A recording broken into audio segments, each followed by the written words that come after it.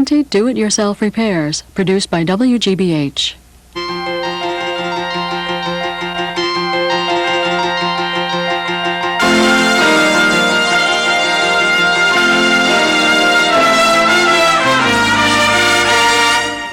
I'm Brad Sears to show you how to do 20 of the most common do-it-yourself repairs. But first, there are a few things that are helpful to know when using this cassette. On the back, the repairs are listed alphabetically.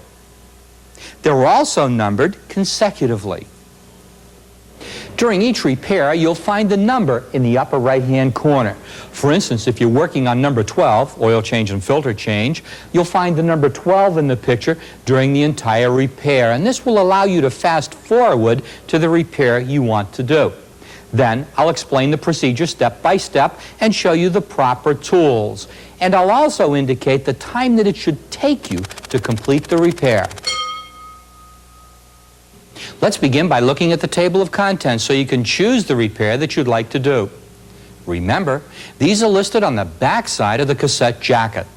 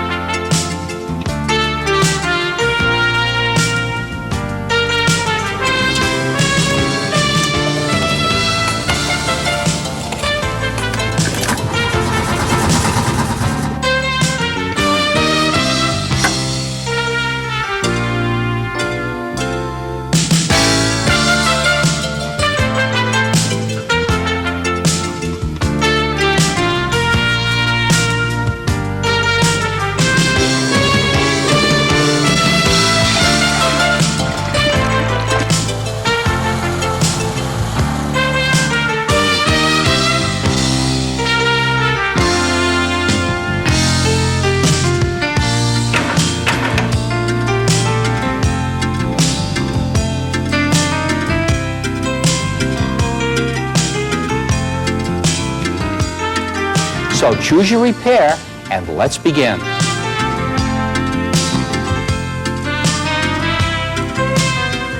The air filter is located right here under the air filter cover. Now, to take the cover off, simply remove this wing nut, or that may be a nut or a bolt holding it in, or a series of clamps around the edge of the air filter housing. Take the wing nut off and take the cover off. How do you know when you need to replace your air filter? Well, you can check with your owner's manual. And the owner's manual for my car says that the air filter should be replaced about every 15,000 miles. And this one's been 15,000 miles since it's been replaced. It needs it. Take the old filter out. While you've got the filter out, check over here in this area. There may be a positive crankcase ventilator filter inside the air filter housing, right here. Not all cars have it. If your car does, replace the filter.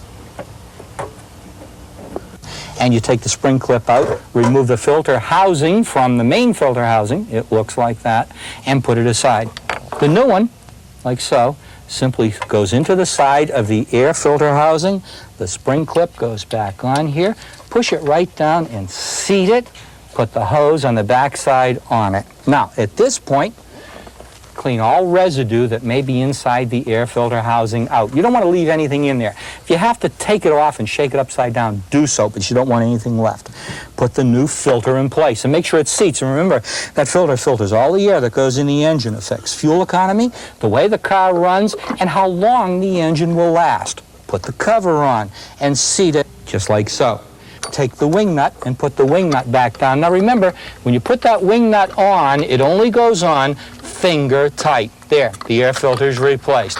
I estimate the time to complete this repair is 15 minutes.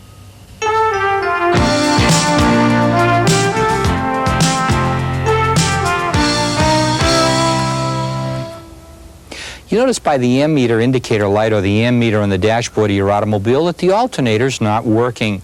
Your mechanic confirms it. He's checked it for you, and he tells you the alternator needs to be replaced.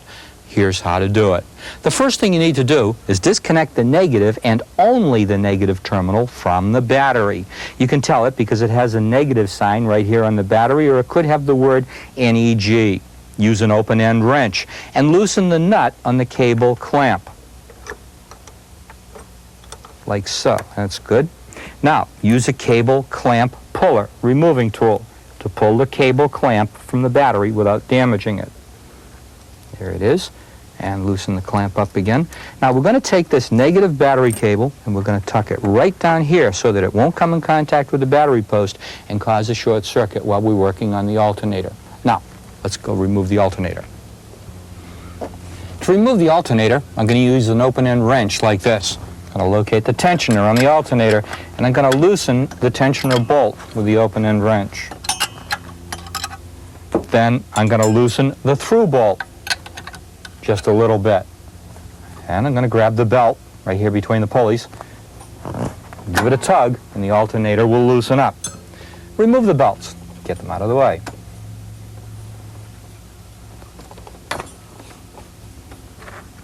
Then, using the wrench, remove the tensioner bolt completely from the alternator. I can take it out by hand now.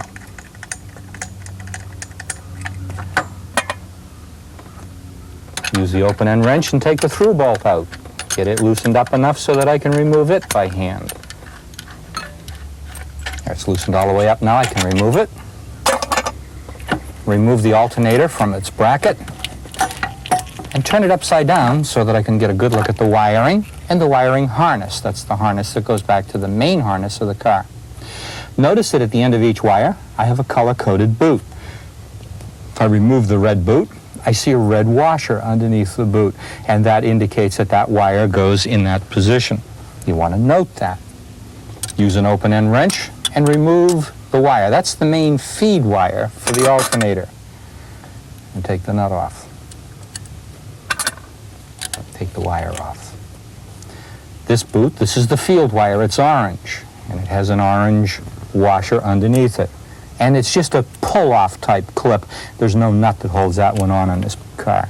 And the black one, that indicates ground, and there's a black washer under there. Remove the ground wire. Now, I can lift the alternator out and put it up here beside the one that we're going to replace it with, the new one. You want to make sure that the mounting holes, the mounting brackets are in the same place. The tensioner brackets are in the same place, and that the wiring pattern is the same in relationship to the mounting brackets. There's our red washer and our red one. That one's white, and that one's orange. Okay, we'll have to remember that. That's still field, so the orange terminal is going to go on the white washer here, and the black one over here. Put it up in place here, and bring the wiring harness up where it belongs. We'll hook the black wire. Put the boot up, hook up the orange wire, the field, and put the boot in place, and bring our main feed wire up and hook it up. Now, on this one, the main feed, be very careful. Don't bend this connector so that it comes down and touches the base of the alternator or the body of the alternator. You could end up with a short circuit there if you do. Use the open-end wrench and tighten it up. Put the boot over the connector where it belongs. Turn the alternator over and reinstall it in the reverse order that you took it off. Slide it into the bracket. Slide the through bolt through and start the through bolt by hand. You never start bolts with a wrench. You might cross-thread it with a wrench and hurt the threads. Going to install the tensioner bolt. Again by hand. You don't want to cross-thread it by starting it with a wrench. Don't tighten it with a wrench just yet either. Install the belts. Then tighten both bolts after you've installed and tensioned the belts. And if you have any question about that, see segment 7. There's one last thing we have to do. The final step of the alternator installation is to hook up the negative cable of the battery. Well, here's the cable. We're going to touch it to the post and make sure that we don't have any sparks. If there were sparks, we could have a wire pinched or short-circuited at the alternator. We should check it. There's no sparks, so we'll hook it up. Put the cable on, take the wrench, tighten the clamp up, and the installation is complete. I estimate the time needed to complete this repair to be 1 hour, depending on the location of the alternator.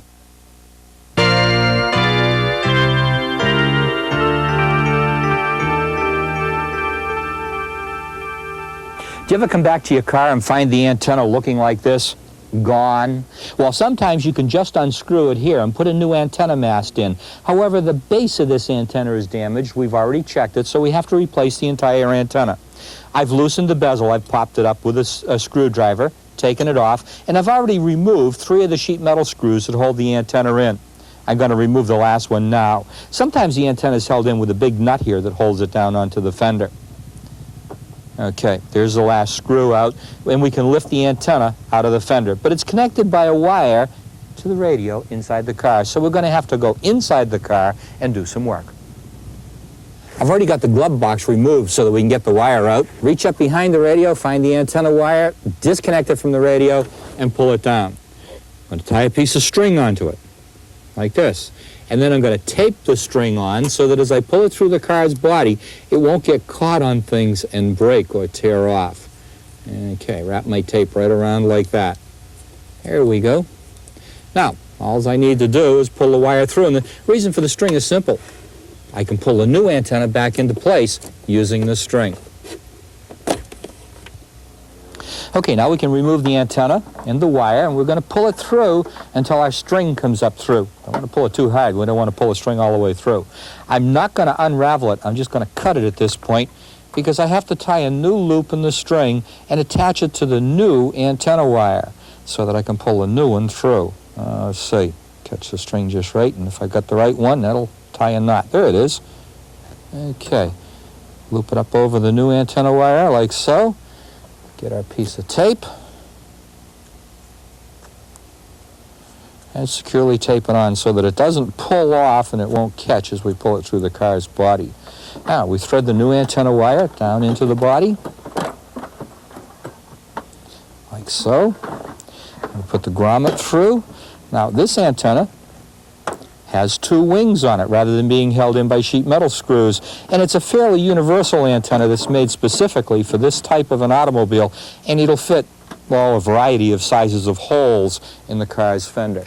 Drop the bezel plate down through, drop it on like so, drop the nut over, put the nut on, catch the nut, start it on its threads, and the antenna will slowly seat into place. Line up the bezel, get it on, and we'll just give it a little twist with a wrench. Now it's time to go inside the car and pull the wire through and hook it up. There it is. Now all we need to do is take off the tape, take off the string, plug it into the back of the radio, and turn it on, and the radio should play and pick up well. I estimate the time needed to do this repair to be 1 hour.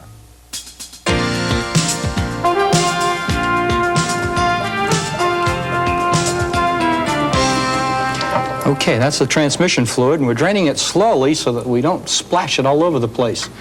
I'm going to lower the pan down and drain the fluid, but not all of it. I want to leave a little bit in the bottom of that transmission so that as I look at it, I'll be able to see if there are any transmission pieces or particles in there that would indicate if I need to have the transmission overhauled. Well, that looks nice and clean. I don't see any pieces in there. I don't see any particles. So what we'll do is finish draining the fluid out of it, take our gasket scraper, and get underneath the old gasket and remove the old gasket from the transmission pan. Nope. And that's the end of it. Now the gasket's completely off. Use a wrench, socket wrench, extension and a ratchet of the proper size, and I'm going to remove the 2 bolts that hold the filter in place. Remove the filter, saving the bolts, and put the new filter back up in its place. There, finish tightening the filter up in place. Take your rag and wipe off the transmission flange that the gasket seals against. Wipe it off nice and clean. And then we'll get down and pay attention to the transmission pan itself. We have to take our rag. We have to wipe off the gasket surface on the transmission pan, and then wipe the inside of the transmission pan out completely, taking out all of the stuff that's in there, getting it all nice and clean. Okay. Take our new gasket and put it in place right over the transmission pan, and make sure that all of the holes line up correctly. Sometimes they just want to have a mind of their own. There it goes. And then pick up the transmission pan. Make sure you have a bolt in your hand. Put the transmission up in place, put one bolt up through the pan, through the gasket, and catch it in the transmission case. There, the pan is up in place and the bolts are torqued. I've tightened the bolts with a torque wrench, a wrench that measures the specific force that I apply to the bolts. You don't want to over-tighten that pan because if you do, you'll distort it and cause a leak. The pan is tight, let the car down. Open the hood, find the transmission dipstick tube. Pour oil in that. The amount of oil is found in the owner's manual for a refill. Then start the car up, let the engine and transmission warm up, run the transmission gear selector through its gears, and top off the transmission fluid if necessary. The job is done. I estimate the time needed to complete this repair to be 1 hour.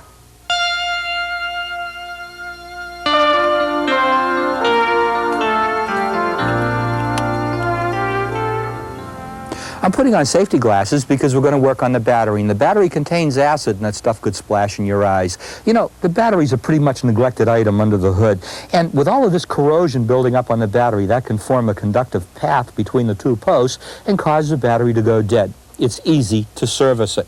Simply take some baking soda and water, like I've got already mixed up here, and paint the whole top of the battery. Not just where the acid and the corrosion shows up, but the whole top of the battery with that baking soda and water. That'll neutralize all of that acid. Look at it, how it all bubbles up. And then what we'll do is just wait until all of the bubbling stops. There, it stopped bubbling. Now we'll flush it with plenty of clear water. We want to rinse all of that stuff off. We don't want any residue left on it whatsoever because it'll only cause corrosion again later. Once it's all clear, we're going to clean the battery cables. And to remove the battery cable, use an open-end wrench. Loosen the nut. Once the nut is loosened, we'll take a cable clamp remover tool and we'll put it down over the cable clamp, and that'll pull the cable right off the post.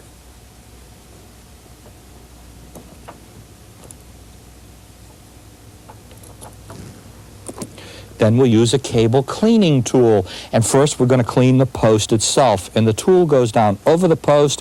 We'll turn it around and around and around.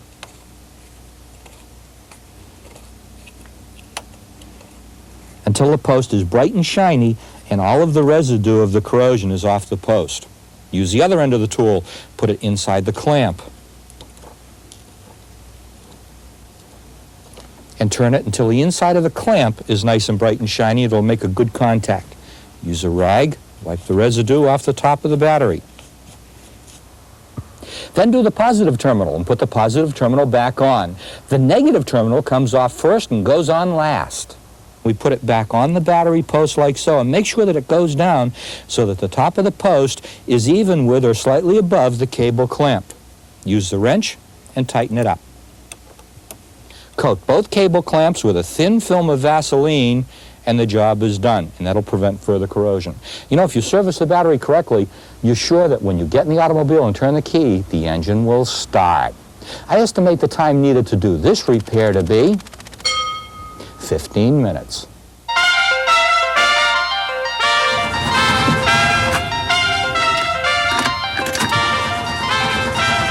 If your car won't start and you've left on your lights, your radio, your heater, or some other electrical accessory, chances are you have a dead battery. It's easy to jump-start a car with a dead battery with a set of booster cables, and booster cables usually have 2 clamps on each end, usually one black and one red. You'll need a second car with a good battery. You want to make sure that both batteries have the same voltage, and if you have any question about that, consult the owner's manual. That'll list the voltage of the battery in each car. Position the cars close together. The batteries close together, as close as you can get them, but don't let the cars touch. If you have a car with an automatic transmission, be sure you set the parking brake and put the transmission in park. And a car with a manual transmission, the parking brake is set and the transmission is in neutral. Turn off all accessories in both cars and leave the engine in the good car running.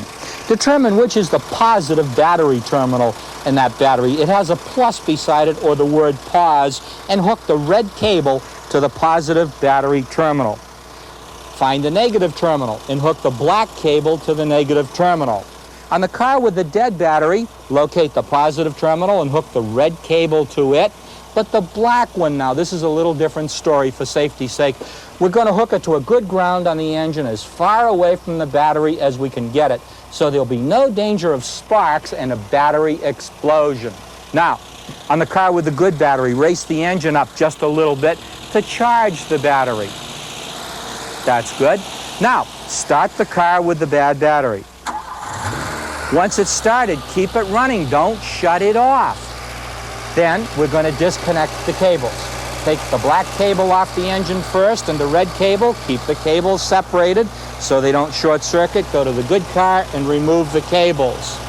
Now, to completely charge the battery in the car you've just started, drive it at highway speed for about an hour with all accessories turned off, or take it to your neighborhood service station to be recharged. I estimate the time needed to do this repair, not counting charging the battery, to be about 15 minutes.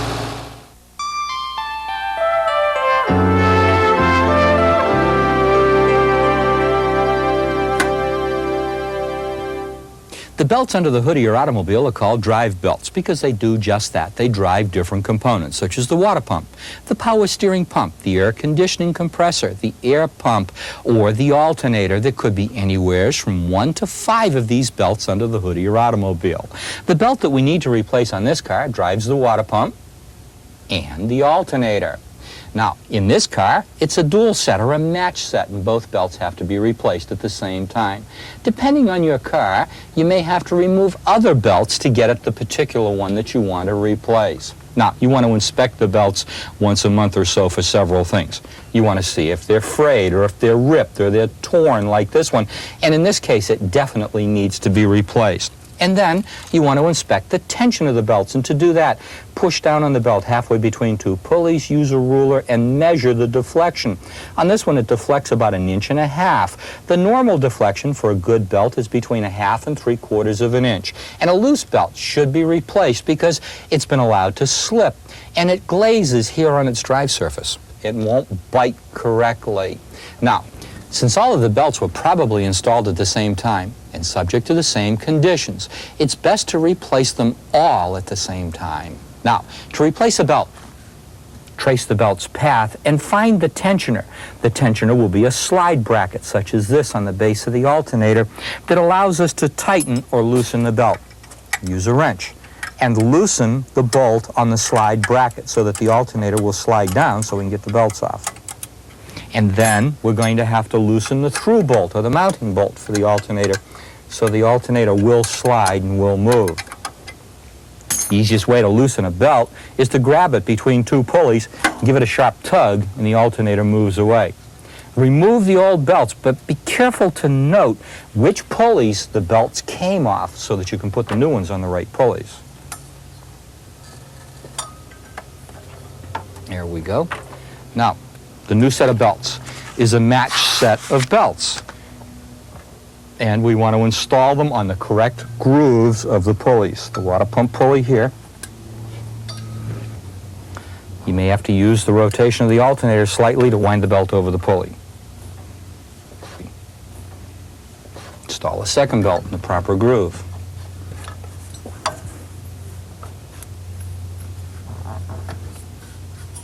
Lift up on the alternator to get the correct belt tension. You may have to use a tire iron or pry bar here and tighten the tension bolt.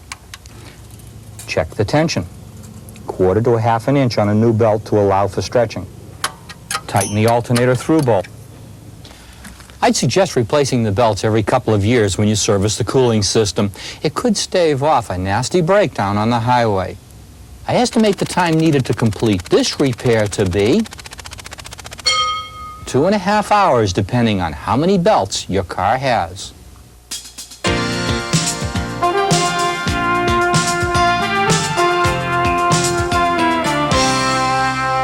The fuel filter should be replaced on your car every 10,000 miles or 6 months. Check the owner's manual for your automobile to find the specific recommendation for your car. There are 2 different types of filters. The integral filter, which is usually located in the carburetor itself, and the inline filters, which can be anywhere in the fuel line. To find where the inline filter would be, simply start at the carburetor and follow the fuel line back towards the fuel tank. Oh, here it is, a nice simple one on this car. To remove it, First of all, I'm going to put a cloth down here to catch any gasoline that might drip out of it. Work in a well-ventilated area and don't smoke around it because gasoline will sure go boom. Take a pair of pliers, squeeze the clamp, and move the clamp back on the hose away from the end of the hose. Move that one in, back away from the end of the hose. Grab the filter, turn it a quarter of a turn in each direction, and work it off the fuel line, like so. Okay? Now, take the other end and work it off the fuel line, the other end of the fuel line, and when you do, you're going to get gasoline out of it, so pick it up level, like that. The new fuel filter, I've got the new hoses and the new hose clamps already on each end of it. If I didn't, it would look like that, and you'd put the new hoses on that nipple. Now look at the arrow. That arrow should go in the direction of fuel flow, from the tank, through the filter, to the carburetor. Install it. Put it down over the fuel line. Put that end up over the fuel line. Turn it so the clamps are facing you. Take your pliers, grab the clamp and bring it up to the end of the hose and seat it securely. Once it's on, remove your rag so it doesn't get caught in the machinery. Start the engine and check it for leaks. If it leaks, shut it off immediately and fix the leaks and then check it again. I estimate the time needed to complete this repair to be 30 minutes, depending on the location of the fuel filter.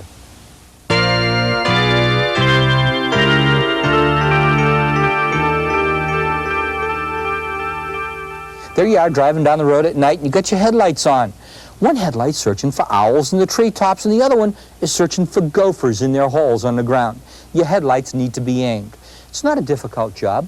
Pull the car up to a wall or your garage door. Make sure that the ground in front of the door is level. Take a magic marker, put it in the center of the headlight bulb, like so, and then come right straight forward to the wall of the door and put a mark, just like that. Do one for each headlight bulb. Then take some tape. Put a crossbar on in the center of that mark, a horizontal crossbar, and then put a vertical mark on this way. Now, you want to make sure that the car is at its normal weight, has a full tank of gas, and there's no extra stuff in the trunk. Now back the car up 25 feet.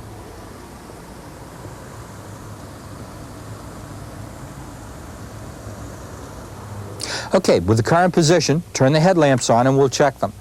With a 4-lamp system, you have to cover the outer lamps or the low beam lamps while you're adjusting the 2 inner high beam lamps. Now, to do this, look at the cross beam on the board. We have to lower it. The adjustment screw is right in this groove right here, and we'll turn it counterclockwise to lower that bulb, just like so. Clockwise would raise it. Then we have to move it just a little bit to the right. So again, we'll turn it clockwise this time to move the beam just to the right. There it is, right on the money, right there. Now, to check the low beams, we switch the headlights to low beam, take the rag off, and we look at the cross mark on the board. The hot spot should be just where it is, just below the crossbar and just about 6 inches to the right of the vertical strip of tape. With the headlights properly aimed, you'll have a safe nighttime drive and you won't be blinding oncoming drivers. I estimate the time for this repair to be 30 minutes.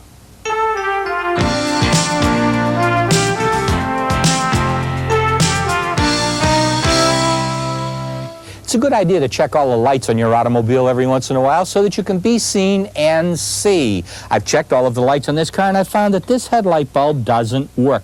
We're going to need to replace it. To replace it, I have to first remove the bezel trim ring around the headlights. On this one, there are 3 screws. 1, 2, 3. And you want to remove them.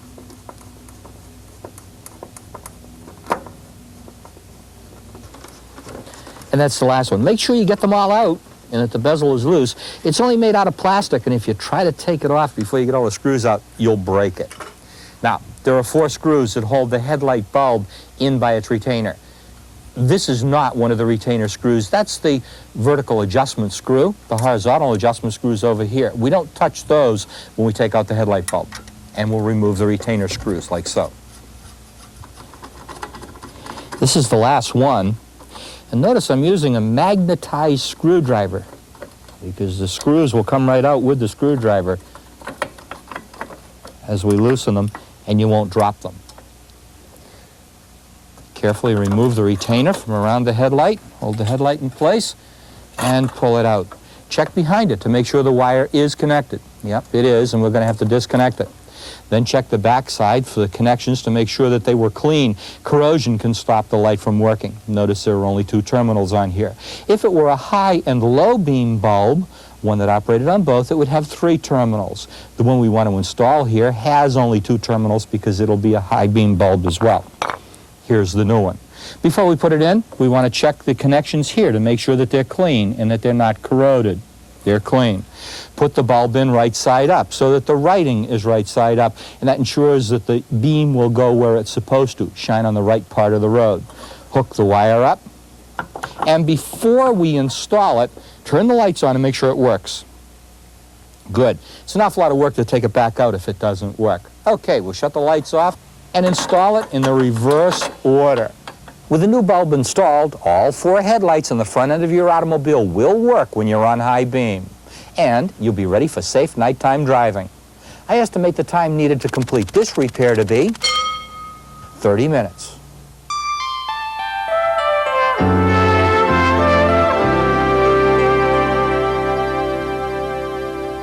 Lubricating the suspension and the steering components of your automobile is necessary to keep them from wearing out and to make the automobile run safer and longer. You'll have to raise the car. We have it up on a lift, or put it up on body stands after you've jacked it up, or put it up on ramps so that it won't fall on you. Then you'll need a lube gun and a rag. To lubricate the car, simply wipe off the lube fitting. You know, you don't want to have dirt on that fitting when you apply the grease gun because you don't want the dirt to enter the fitting with the clean grease. Then we're going to lubricate that joint just a little bit. Now, you can over-lubricate these things, and you don't want to. You want to lubricate it so that just the clean lubricant comes out between the boot and the joint. If you put too much in there, you're going to cause the boot to rupture, and the next time you drive through a puddle, that dirt and water will enter that joint and cause it to wear rapidly. Now, how do I know how many fittings the car has? Simple. I refer to the service manual for the automobile, and it tells me there are 11 fittings on this car that need to be lubricated. Let me show you where they are. We have a lower ball joint right here. There's one of those on each side of the automobile. Now, directly above it, right up in here, there's an upper ball joint, and it looks just the same as the lower one did. There's one of those on each side of the car. We've already seen the outer tie rod end, one of those on each side of the car as well. And over here, on the right side of the car only, we have the idler arm. One fitting for the idler arm here, and a second fitting for the idler arm right here. We have the inner tie rod end for the right side. Over here, we have the inner tie rod end for the left side. Up here, the arm that comes from the steering gear box down to the steering linkage is called the pitman arm, and we have one here. Now, how often should you lubricate your automobile? Refer to your owner's manual and follow it, because keeping your car properly lubricated will sure cut down the heavy cost to repair later on. I estimate the time needed to complete this repair to be 45 minutes.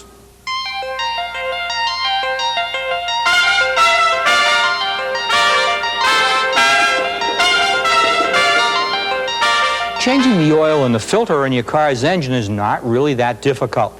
You have to have the car up off the ground, either on safety stands, ramps, or on a lift, as we have this automobile. You need a drain pan, and you need to locate the oil drain plug on the bottom of the engine. If you have any question where it is, check with the owner's manual of your automobile, because the drain pan plugs could be in different locations and be of different shapes. Use a wrench that fits it.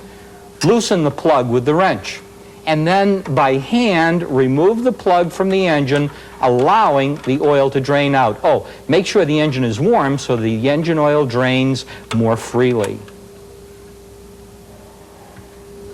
After the oil stopped draining, put the oil pan plug and its gasket in place and tighten it with your wrench. Then move your drain pan over underneath the oil filter. Take your oil filter strap wrench and use the strap wrench to loosen the filter. It goes over the filter like so, and the handle, and give the handle a push, and that'll loosen the filter. Once it's loosened, you can finish removing it by hand. Make sure your pan is underneath it to catch all that dirty oil. Then we'll take it down and look. And what we want to look at is we want to make sure that the old gasket came off with the filter.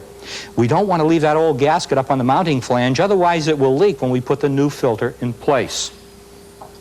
Take our new oil filter, and we're going to take some fresh oil And we're going to lubricate the gasket so that as we screw it in place, we won't have the gasket tear and not make a good seal. Put it up and install it by hand. No wrench required. Give the filter an extra 1/4 to 3/4 of a turn after it's fully seated, and that's tight enough. Then let the car down, fill the crankcase up with the required quality and quantity, the grade and the amount of the motor oil is recommended in the owner's manual. And by the way, the owner's manual will also tell you how often to change the oil in the oil filter in your automobile. Then start the engine up. See if there's any leaks underneath. If there are leaks, shut the engine right off, correct the leaks, refill the crankcase if necessary, and try it again for leaks. I estimate the time needed for this repair to be 45 minutes.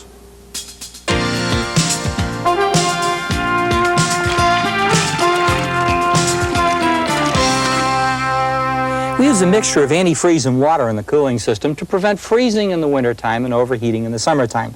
To check the freezing level of the antifreeze, the cooling system should be cool. Then we remove the radiator cap, lift the lever, let the steam out and pressure out if there is any. Using a rag, turn the cap, and then when you go to remove it, tilt it away from you so any steam and pressure that might be left in there is forced the other way and not at you.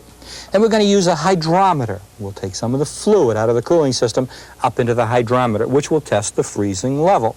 This particular hydrometer reads directly right on the face of the hydrometer to tell us what the freeze level is. And we see that our freezing level is somewhere, just over 10 degrees above zero. We're going to have to add some straight antifreeze to this system to bring the freeze level down. We've got room in the system. If we didn't, you could have used the hydrometer to take some of the liquid out so you would have room. And we'll add some antifreeze. We'll put a quart or so of antifreeze in there like that.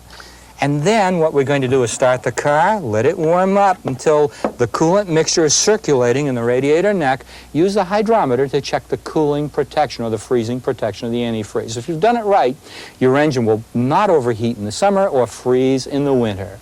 I estimate the time needed for this repair to be 15 minutes.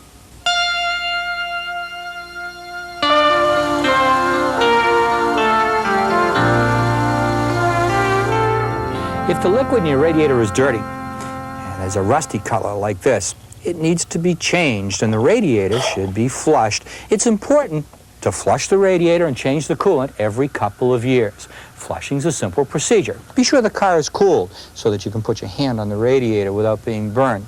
Remove the radiator cap, such as I've already done, and then drain the radiator. You can drain the radiator by opening a petcock or a drain plug, and sometimes you have up to 3 of these on a car.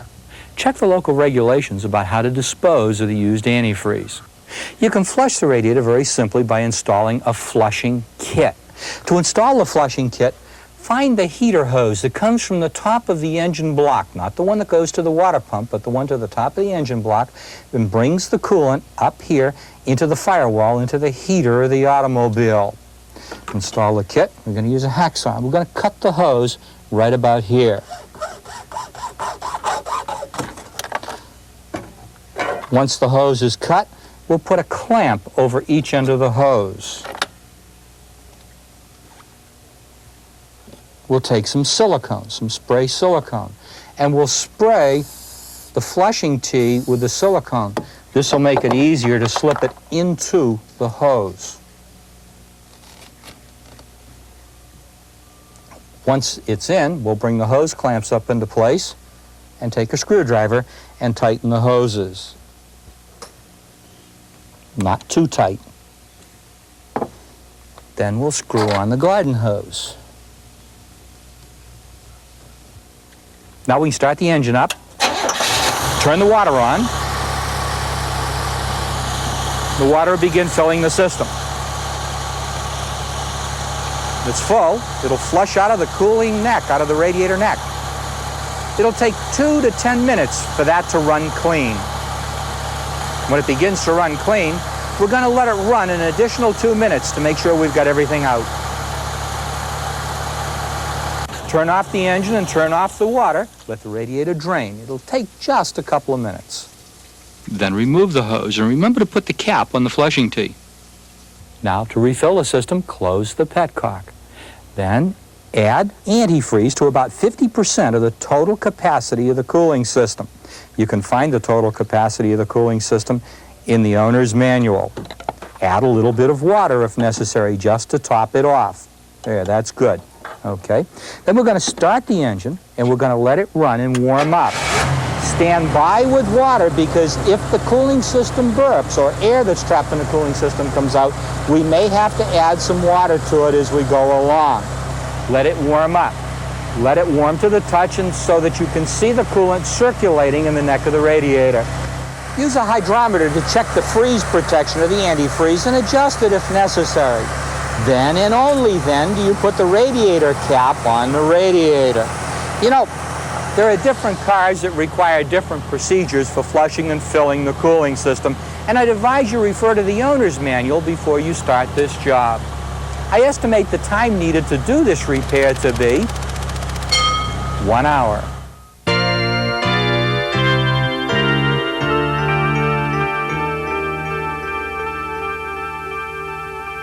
How do you know when you need to replace a radiator hose? Well, if it's chafed through, like this one, or it's all deteriorated and bubbled up and soft and mushy like this one, or if it's split and cracked and leaking like this one, need to be replaced. And it's a safe bet that if one hose is bad, the rest aren't far behind. And you know, you should replace the hose every couple of years anyway, every time you change the antifreeze and the coolant in the engine. To replace a hose, it's simple. First, you have to drain the radiator. We covered that in segment 14. Now, once the radiator is drained, such as it is in this one, we simply take a screwdriver and loosen the radiator hose clamp, like so. Loosen it up enough so that we can slide it back from the end of the hose. Then grab the hose and give it a quarter-turn twist in each direction to loosen it from the nipple. If it doesn't loosen, you may have to take a knife and slice it right across here and peel it back. Let me show you how we install a hose. Put a new hose clamp over the hose like so. Take some silicone. Spray the inside of the hose, and that'll make it easier to slip it over the radiator nipple. There's the radiator nipple. You could put the hose in some coolant and use the coolant as a lubricant to slide it on. Slide the hose on and seat it firmly like that. Bring the clamp up. Make sure it's in the proper position. The proper position is halfway between the end of the nipple, right there, I can feel it with my thumb, and where the hose and the radiator meet, here, right about in the middle, right there. And we're going to tighten the clamp up. You don't want to over-tighten it because you don't want to cut the hose with the clamp and cause a leak or a cut hose, but it's got to be tight enough so that there's no leak out of the hose and we lose our antifreeze. Fill the radiator up with coolant, the correct mixture. Test it for leaks by running the engine, and the job is complete. I estimate the time to complete this repair is 2.5 hours, depending on how difficult it is to reach the hoses on your car.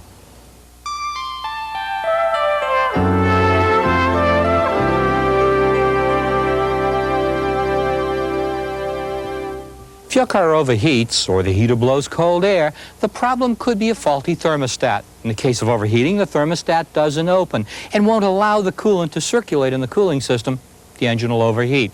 In the case of blowing cold air in the heater, the thermostat stays open all of the time, the coolant circulates too rapidly, and the engine stays cold. In either case, you're going to have to remove the thermostat and test it, or maybe even replace it. Here's how you do it. Once the engine is cooled down, and we've got the cooling system drained, such as you saw in segment 14, we take off the top radiator hose. And behind the top radiator hose here, we find the thermostat housing. The thermostat is right behind that. We're going to remove the thermostat housing on this car, and to do it, we're going to use a swivel socket, which we call a universal socket, an extension, and a ratchet.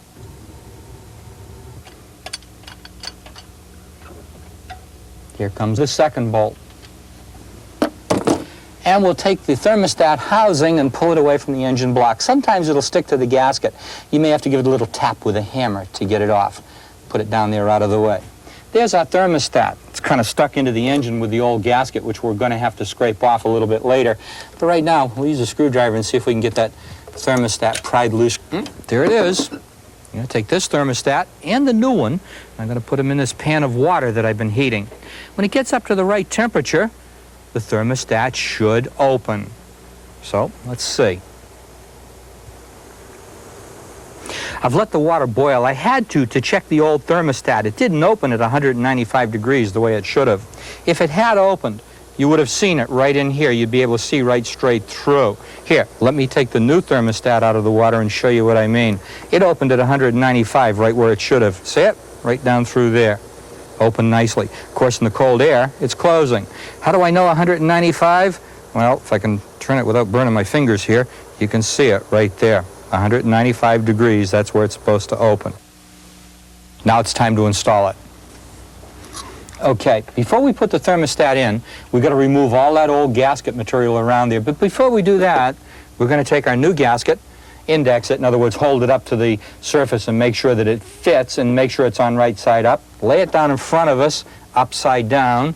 Take some super weather strip adhesive, plain old trim cement, what we call it, and we're going to put some of that trim cement on the gasket. It'll glue the gasket in place and the thermostat in place when we install the thermostat and the gasket so that it won't slip on us. Then we'll use one of two different type gasket scrapers to take off the old gasket, either the putty knife type or the professional mechanics gasket scraper. I'm going to use the professional mechanics type gasket scraper. It has a longer handle, less chance of bashing your knuckles, and get all of that old gasket off the engine part of the thermostat mounting flange. Okay, that's just about the end of it, right about there. That's the last piece. It's all nice and clean. Tuck that aside. We get our thermostat. Remember, on the thermostat, this is the heating element end. The end with the spring and the end with the element on it. That goes in towards the engine.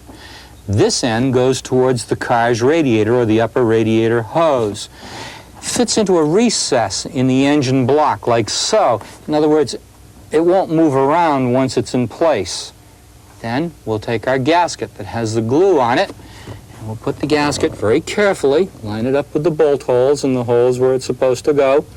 Make sure that our thermostat stays up or stays in its groove, and then press the gasket in place. And that glue should hold it there so that we can slide our thermostat housing up over it and put the bolts in. Thermostat seated and the gasket seated. Okay, bring the housing up very carefully so we don't move the gasket or the thermostat. And we'll take our flexible universal joint socket and extension, put a bolt in the socket, and very carefully slide the bolt into the thermostat housing to secure it to the engine. There. Tighten it up by hand. We don't want to start it with a wrench and cross-thread it. Put the other bolt in. Tighten it by hand and then tighten them both with a wrench. Put on the upper radiator hose.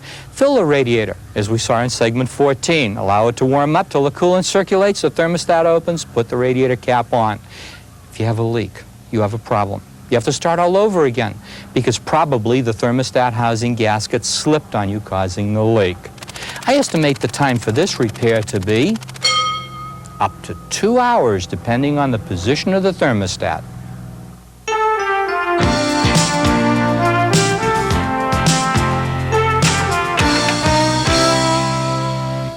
We're going to replace the rear shock absorbers on this car. Generally, the rear shock absorbers are easier to replace than the fronts for the simple reason they're out where you can see them and get at them. The front ones are tucked inside the coil springs. We have the automobile up on a lift, and if you jack it up, put safety stands underneath the axle. You need to support the rear axle when you do a shock absorber job, as when you disconnect the shock absorbers, if you didn't, the rear axle could fall down and you could lose the coil springs. The first step in replacing shock absorbers is to spray all of the mounting bolts and nuts with a penetrating oil to help release the rust that's built up on them over the years that you've driven the car with these old shock absorbers. Now, with that done, I'm going to use a breaker bar and a socket. And a breaker bar is a long handle for a socket that I can get a lot of push on to loosen the lower mounting nut. And we use the breaker bar so that I can get that push without jamming my knuckles against the tire with some other part of the car. Get that mounting nut loose. Then I can use a ratchet and a small socket to finish removing the nut.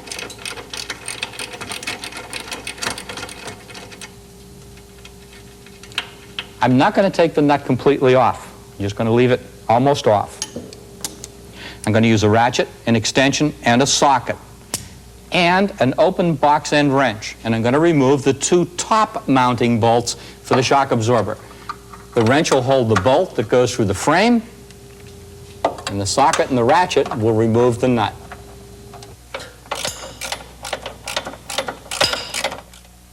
That's the last of the upper retaining nuts.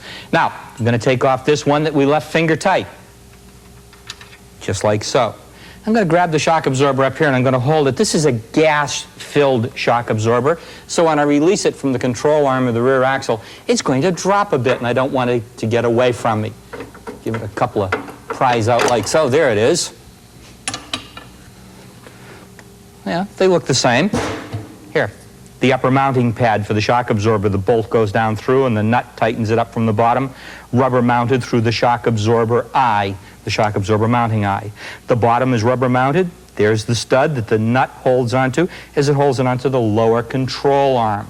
Reverse procedure for installing the shock absorbers. Put the lower stud through the lower control arm, put the nut on it, but loose, put the two upper bolts in, tighten them up, come back and tighten the lower stud.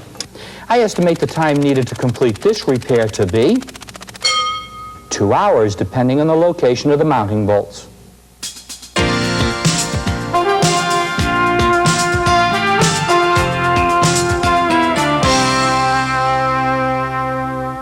Spark plugs need to be replaced about once a year or every 10 to 30,000 miles, depending on your automobile. Check your owner's manual to find out when the plugs in your car need to be replaced. Here's how you replace them. Spark plugs are located in the cylinder head.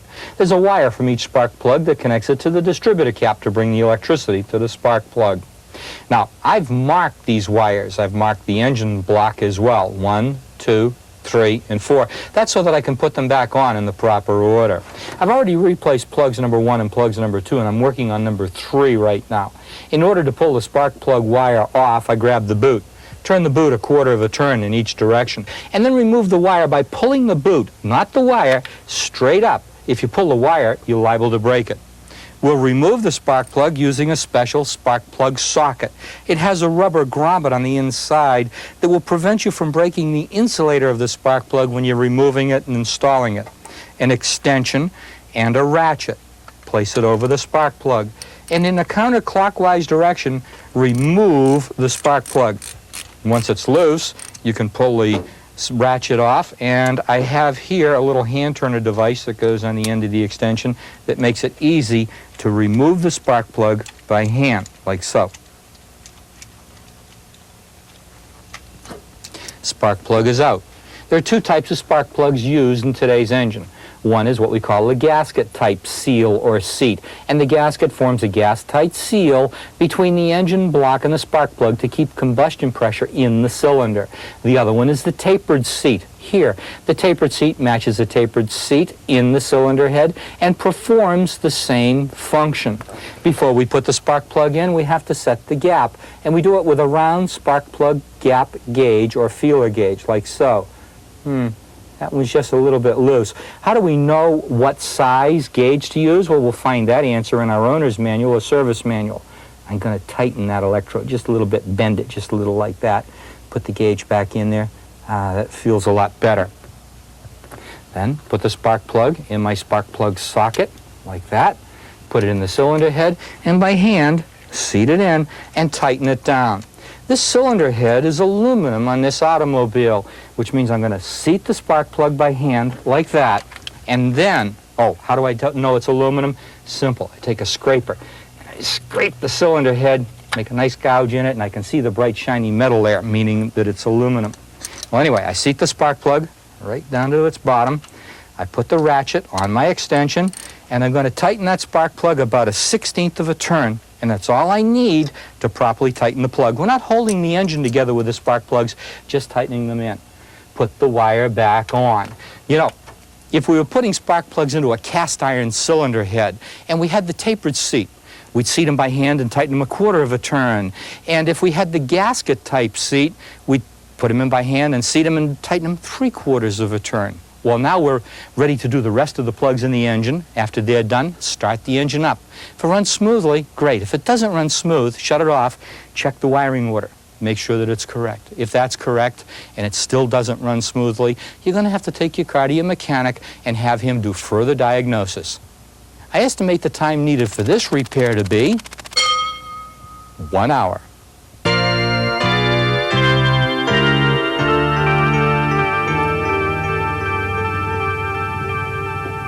If you get a flat tire while you're driving along, slow down safely, stop, and get completely off the road. Drive away to find a place off the road if you have to, but get it out of the traffic. Then get everything you need out of the trunk of the automobile. Get the people out of the car. Set the handbrake. If it's an automatic transmission, put it in park, and if it's a manual transmission, put it in reverse. Use the chalk blocks underneath the tire diagonally across from the flat tire. Take your lug wrench and loosen the lug nuts. Jump on the lug wrench if you need to loosen them. There's the last one. Now, position the jack under the car.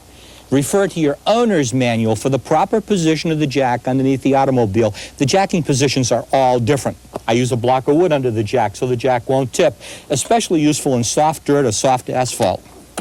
Jack the car up. Remove the lug nuts. There's the last one. Take off the flat tire, put it aside. Take the spare, put it in position. Little trick here, roll it up on the toe of your shoe. And you can hold it up in position while you line up the lugs. Then hold the tire on with your toe and install the lug nuts hand tight. Snug them up just a little bit with the wrench before you let the car down off the jack. And the final one. Now let the jack down.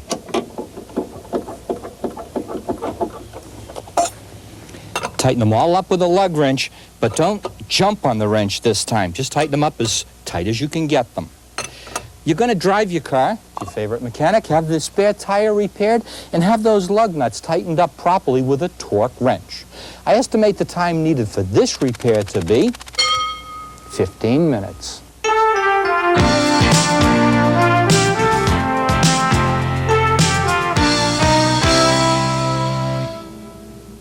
Proper tire pressure is essential to good fuel economy, the handling of your car, long life for your car's tires, and the general safety of you and your passengers. How do you know what the proper tire pressure for your car should be? Simple.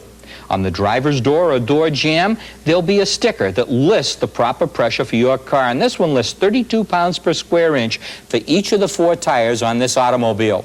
You could use one of the pencil-type gauges to check your tire pressure, or one of the dial gauges, and you judge the quality of a tire pressure gauge by its price. Buy one that's in the middle of the price class. I like the dials. They work very well. Take off the valve cap. Put the pressure gauge on, sample the tire pressure, and look at it. And did I say that was supposed to be 32 pounds per square inch? Well, I only have 22 pounds per square inch in that tire. Add air, bringing the pressure up to 32 pounds per square inch. Repeat the procedure on all of the other tires, including the spare tire. I estimate the time for this procedure, checking all of the tires, to be 15 minutes.